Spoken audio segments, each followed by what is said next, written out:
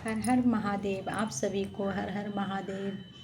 सावन के महीने में बेलपत्र कैसे चढ़ाएं जो भोलेनाथ जी बहुत जल्दी खुश हो जाएंगे। तो बेलपत्र चढ़ाने का सबसे नियम है, पहला नियम है कि बेलपत्र टूटा फटा हुआ, उसमें दाग उग लगा हुआ नहीं रहना चाहिए। बेलपत्र जब भी आप तोड़ें तो देख के अच्छी तरह उसमें दाग, कीड़े मकोड़े जो घर बना देते हैं जाले जैसा दाग हो नहीं होना चाहिए, फटा नहीं होना चाहिए। और 3 बेलपत्र का होता है, 3 पत्ती होना चाहिए बेलपत्र में, तो वही चढ़ा जाता है भोले। और भोलेनाथ जी को बेलपत्र कैसे चढ़ाएं? जब भी चढ़ाएं बेलपत्र तो चिकना भाग शिवलिंग के ऊपर होना चाहिए और खुरखुरा भाग ऊपर होना चाहिए। और डंठल जो होता है बेलपत्र का, डंटी छोटा करके लंबा जितना तोड़ते हैं उतना नहीं रहना चाहिए। और गाछ से जो लेते हैं तो तोड़ के छोटा जैसा उसका डंठल रहना चाहिए। और डंठल अपने साइड जब हम चढ़ाएंगे बाबा को तो चिकना भाग नीचे रहेगा, ऊपर में खुरखुरा रहेगा और डंठल अपने साइड रहेगा। ऐसे करके हम बेलपत्र बाबा को चढ़ाएंगे। और जब भी चढ़ाएं बाबा को बेलपत्र तो उसमें चंदन लगा के चढ़ाएं, राम लिख के तीनों पत्ते में, या फिर ओम भी लिख के आप लिख के चढ़ा सकते हैं।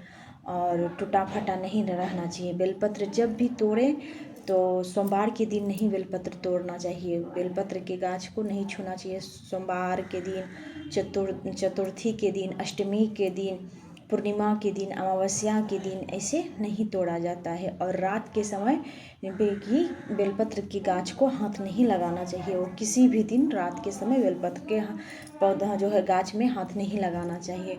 तो बेलपत्र जो है साफ सुथरा और अच्छा चढ़ाना चाहिए। अगर बेलपत्र नहीं आप तोड़ पा रहे हैं, कोई कारणवश मंदिर आप जा रहे हैं तो मंदिर में कोई ना कोई चढ़ाता है बेलपत्र, तो वो बेलपत्र आप लेके शिवलिंग के ऊपर से या शिवलिंग के अगल बगल गिरा हुआ रहता है तो वो आप अच्छी तरह से धो के पानी में, गंगा जल में धो के और फिर से आप चंदन लगा के आप वो बेलपत्र चढ़ा सकते हैं। तो बेलपत्र ऐसा है जैसे आप डाकिया को चिट्ठी लिख के पोस्ट ऑफिस में डालते हैं ना, पोस्ट ऑफिस में हमको चिट्ठी डालना है, किसी को पत्र लिखना है मायके ससुराल या कहीं भी तो डालते हैं। तो उसी तरह बेलपत्र है, बाबा का संदेश पहुंचाने के लिए एक बेलपत्र जो है पत्र का काम करता है। डाकिया आप बेलपत्र आपके मन में जो भी चल रहा है मन में रख के और बेलपत्र बाबा को चढ़ाइए, बाबा सब आपके मन के हाल जान जाएंगे।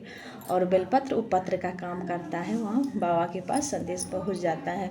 तो बेलपत्र जो है बहुत ही सावन के महीने में खास करके, और अगर 1 महीना आप बाबा का बेलपत्र चढ़ाते हैं, 3 चढ़ाइए, 5, 7, 11, 21 या 108, उससे भी अधिक चढ़ा सकते हैं। तो बाबा अति प्रसन्न होते हैं और श्रद्धा से भाव से बेलपत्र चढ़ाना चाहिए। तो ये जान गए बेलपत्र कैसे चढ़ाया जाता है। अब बात करते हैं कि अगर बेलपत्र किसी किसी को 3 होता है बेलपत्र, जब भी पत्ता होता है 3 होता है, लेकिन किसी किसी को भगवान की कृपा, महादेव की कृपा 5 बेलपत्र एक साथ मिल जाते हैं, 5 मुखी का।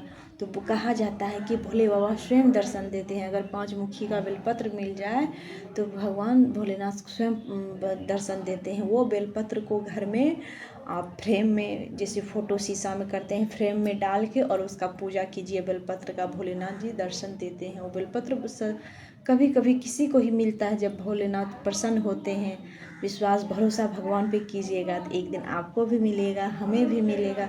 तो भरोसा और विश्वास भगवान पर बनाए रखना चाहिए। और भोलेनाथ जी तो एक लोटा जल और एक बेलपत्र में ही खुश हो जाते हैं बाबा।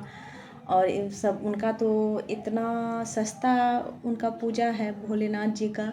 1 लोटा जल, घास, धतूरा, फूल, आग, जंगल झाड़ से आप तोड़ के और बेलपत्र तोड़ के उनको चढ़ा दीजिए, वो खुश हो जाते हैं। भोलेनाथ जी इतने दयालु हैं। तो आप लोग भी पूरा सावन बेलपत्र ज़रूर चढ़ाइए और बाबा का आशीर्वाद पाइए। आप लोग को कैसा लगा वीडियो ज़रूर बताइएगा, लाइक शेयर कमेंट कीजिएगा और सब्सक्राइब करना मत भूलिएगा। श्री शिवाय नमस्तुभ्यम। हर हर महादेव, हर हर महादेव।